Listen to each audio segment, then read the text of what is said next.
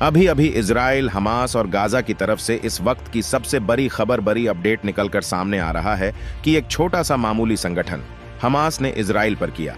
रॉकेटों की अंधाधुंध बारिश, एक मामूली सा संगठन पूरे देश पर पराभारी हथियार नहीं मिला तो पाइप से ही बना डाले विनाशकारी रॉकेट, और इजराइल ने अभी अभी गाजा को ऐसी हालत कर दिया है कि किसी नर्क से कम नहीं है। इजराइल ने गाजा को पूरी बेरहमी तरीके से टोटल लॉक कर दिया।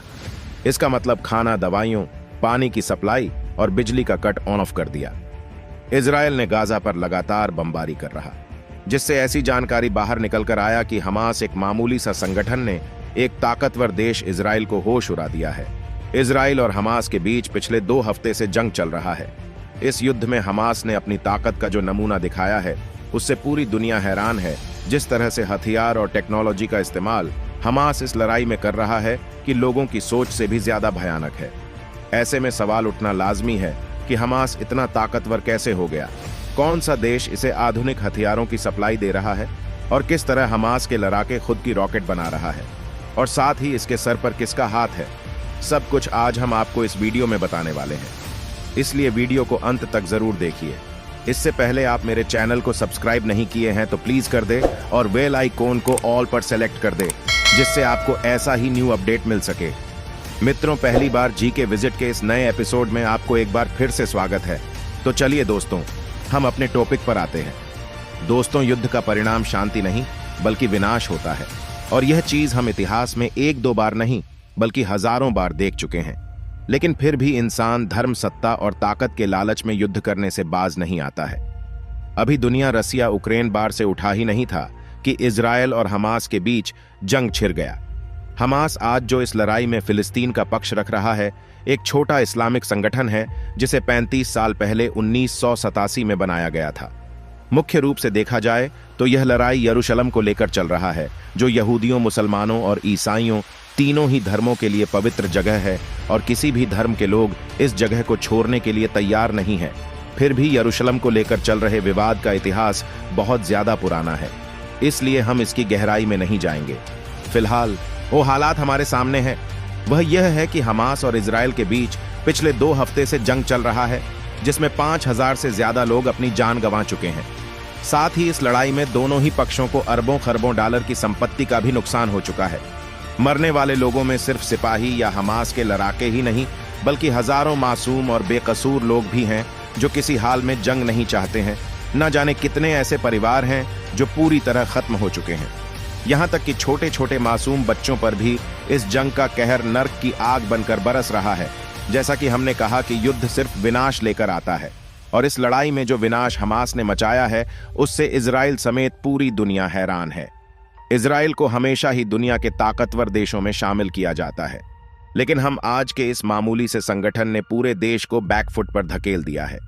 जिस समय यह लड़ाई शुरू हुई थी, तब सभी लोगों को लगा था कि इजराइल की सेना हमास को चुटकियों में निपटा देगा, लेकिन आज 2 हफ्ते बीत जाने पर भी यह लड़ाई इसी तरह जारी है। हमास न सिर्फ इजराइल के हर हमले का जवाब दे रहा है, बल्कि इस जंग में पूरी तरह डटकर मुकाबला भी कर रहा है। ऐसे में बहुत से लोग अब यह मान रहे हैं कि इजराइल ने हमास को हल्के में लेकर बहुत बड़ी भूल कर दिया है। सही मायनों में अगर देखें तो इजराइल को हमास की ताकत का अंदाजा इस लड़ाई के पहले दिन ही हो जाना चाहिए था, क्योंकि हमास शुरुआत में ही इजराइल पर 5000 रॉकेट अटैक किए थे।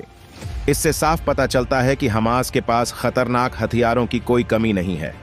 अब इस पर इजराइल का ऐसा कहना है कि हमास के पास जो रॉकेट है, उसमें लेटेस्ट टेक्नोलॉजी का इस्तेमाल किया गया है। यह साफ है कि हमास को हथियारों की सप्लाई ईरान कर रहा है, लेकिन हमास सिर्फ ईरान के भरोसे पर ही नहीं बैठा है, बल्कि वह अपने लिए खुद भी हथियार बना रहा है, और वह भी पाइप से। यह बात चौंकाने वाली जरूर है, लेकिन पूरी तरह से 100% सच है। दरअसल यूनाइटेड नेशन ने कुछ समय पहले गाजा में पानी सप्लाई करने के लिए वहां एक बड़ी पाइपलाइन बिछाने का काम शुरू किया था। वह पाइपलाइन 48 किलोमीटर लंबा था, जिसका पूरा काम होने से पहले ही हमास ने इस पर कब्जा कर लिया। हमास के लड़ाके इन पाइपों को उखाड़कर और इससे हजारों रॉकेट बना रहे हैं। इससे यह बात पूरी तरह साफ हो जाती है कि हमास के पास टेक्नोलॉजी की कोई कमी नहीं है, और अगर उसे कहीं से हथियार ना मिले तो खुद के लिए हथियार बनाने में पूरी तरह से सक्षम है। आप यह जानकर हैरान रह जाएंगे कि हमास के पास 10 किलोमीटर से लेकर 250 किलोमीटर तक की रेंज वाले रॉकेट मौजूद है, और यह सारे हथियार उसके लड़ाकों ने अपने आसपास मौजूद सामान को इकट्ठा करके खुद बनाए हैं। इंटरनेट पर वीडियो तो आपने जरूर देखे होंगे जिसमें हमास के आतंकी पैराशूट के जरिए इजराइल में उतरता है और हमला करते हुए नजर आ रहा है। आपको बता दें कि ऐसा कर पाना बहुत ज्यादा मुश्किल है और हिम्मत का काम माना जाता है। इससे पता चलता है कि हमास के पास अपने मुजाहिदों को ट्रेनिंग देने की पूरी फैसिलिटी है और यह लड़ाके ट्रेंड फौजी से किसी भी तरह कम नहीं है, बल्कि देखा जाए तो यह उनसे कहीं ज्यादा खतरनाक है, क्योंकि इन्हें मौत का कोई डर नहीं है और यह इस जंग में मरने के लिए ही शामिल हुए हैं। इस युद्ध के शुरू होने पर पता चला कि हमास के बाद ग्रेनेड जोन एंटी टैंक और NBR ग्राफ मिसाइल जैसे आधुनिक हथियारों की कोई कमी नहीं है, और यही वजह है कि हमास जैसा छोटा संगठन इजराइल जैसे ताकतवर देश के सामने झुकने को तैयार नहीं है। साथ ही 1000 के लोगों को भी भरोसा दिला रहा है कि वे युद्ध के डर से अपनी जगह ना छोड़े, क्योंकि हमास के अनुसार उस लड़ाई में जीत उसको ही होने वाला है। वैसे इजराइल और हमास के बीच होने वाला यह पहली जंग नहीं है, बल्कि इससे पहले भी इसके बीच कई बार युद्ध हो चुका है। इस बार हमास इतना मजबूत तरीके से इस लड़ाई में उतारा है, उतना पहले कभी नजर नहीं आया। साल 1990 के दौरान जब हमास के पास सिर्फ 10,000 लड़ाके थे और सूत्रों के अनुसार यह संख्या अब 40,000 के ऊपर पहुंच चुका है। इतना ही नहीं, कुछ रिपोर्ट तो यह भी क्लेम कर रहा है कि असल में यह नंबर 40,000 से काफी ज्यादा बड़ा है। हमास के आतंकी इतने माहिर और ट्रेंड है कि उन्हें हथियार चलाने से लेकर हथियार बनाने तक की नॉलेज है। साथ ही इस LDD-2 में लेटेस्ट टेक्नोलॉजी का पूरा इस्तेमाल कर रहा है। जिस समय यह लड़ाई शुरू हुआ तब इजराइल में घुसपैठ करते समय हमास ने सबसे पहले बॉर्डर पर लगे सेंसर को नष्ट किया था, जिससे कि कम्युनिकेशन बाधित किया जा सके, और उसको ऐसा करना हमास लिए काफी हद तक फायदेमंद साबित हुआ है। जाहिर होता है कि हमास अब जोश ही नहीं होश में रहकर अपने दिमाग का इस्तेमाल करते हुए बहुत ही टेक्निकली इस लड़ाई को लड़ रहा है। लेकिन हमास इतना सब कुछ खुद से कैसे कर सकता है? बिना किसी की मदद से यह सब कर पाना कि ये भी हाल में मुमकिन नहीं है। ऐसे में जाहिर सी बात है, इसके सर पर किसी का हाथ तो जरूर है। इस बात पर इजराइल का आरोप है कि हमास को इतना ताकतवर बनाने में ईरान और लेबनान का बहुत बड़ा हाथ है। सूत्रों की माने तो हमास को हथियार सप्लाई करने, इनके लड़ाकों को ट्रेनिंग देने और हथियार बनाने तक के प्रशिक्षण की जिम्मेदारी इन्हीं दोनों देशों ने उठाया है। आपके मन में यह सवाल जरूर होगा, अगर इजराइल को यह सारी चीजें पहले से मालूम था तो उन्होंने इसको रोका क्यों नहीं? क्यों उन्होंने हमास को इतना ताकतवर होने दिया? असल में दोस्तों, हमास, ईरान और लेबनान के बीच यह सारी चीजें गुप्त तरीके से किया जाता था।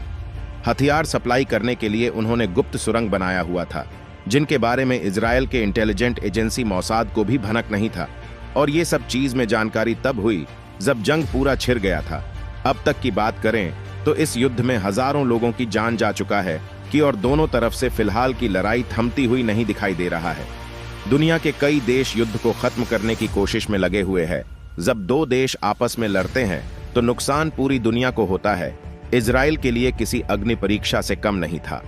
हमास के आतंकियों ने गाजा पट्टी से एक साथ 5 रॉकेटों की बौछार कर दिया। दोस्तों, गाजा का ऐसा हालत बनाकर रखा है कि नर्क से बदतर बना के रख दिया। इजराइल ने इसका मुकाबला पूरी मुस्तैदी से किया, लेकिन वह अब तक अपने करीब 700 नागरिक और सैनिक गंवा चुका है। दुनिया भर में इस हमले की निंदा की गई। इस बीच पीएम नरेंद्र मोदी ने इजराइल का समर्थन जताते हुए पोस्ट करके कहा कि इस आतंकवादी हमले की खबर से वह गहरे सदमे में है। उन्होंने कहा था कि इस कठिन घड़ी में हम इजराइल के साथ एकजुटता से खड़े हैं। हालांकि विदेश मंत्रालय की तरफ से अब तक कोई भी आधिकारिक बयान सामने नहीं आया है। विदेश मंत्री और मंत्रालय के हैंडल से सिर्फ पीएम के पोस्ट को ही रीट्वीट किया गया है। दोस्तों, अगर आप सही और सटीक जानकारी अपने मित्रों तक पहुंचाना चाहते हैं तो इस वीडियो को उन तक जरूर शेयर करें। दोस्तों, आपको क्या लगता है, इजराइल और हमास का युद्ध रुकने वाला है या नहीं? अपनी राय कमेंट में जरूर बताएं। चलिए दोस्तों, इस वीडियो को यहीं पर खत्म करते हैं। इस वीडियो को एक लाइक जरूर करें और मेरे चैनल को सब्सक्राइब जरूर करें। साथ ही बेल आइकन को ऑल पर सेलेक्ट करना बिल्कुल ना भूलें। मिलते हैं इसी और नॉलेजेबल वीडियो के साथ। वीडियो को अंत तक देखने के लिए बहुत बहुत धन्यवाद आपको।